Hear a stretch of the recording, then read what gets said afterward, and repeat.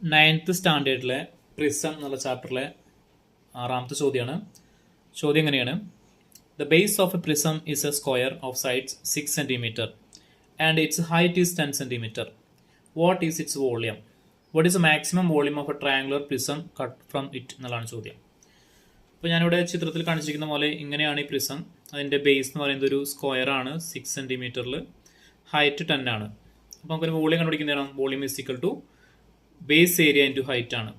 Base എന്ന് പറയുന്നത് 6 ആണ്, ബേസ് ഏരിയ എന്ന് പറയുമ്പോൾ 6 സ്ക്വയർ ഇൻറ്റു ഹൈറ്റ് 10 ആണ്. അപ്പോൾ 6 square into 10, 6 square 36 into 10, 360 cm³ ആണ് അതിൻ്റെ വോളിയം വരിക.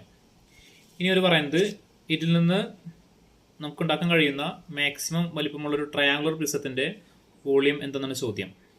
നമുക്ക് ഇന്നൊരു മാക്സിമം വലിപ്പമുള്ള ട്രയാങ്കുലർ പ്രിസം എങ്ങനെ ഉണ്ടാക്കാൻ പറ്റും?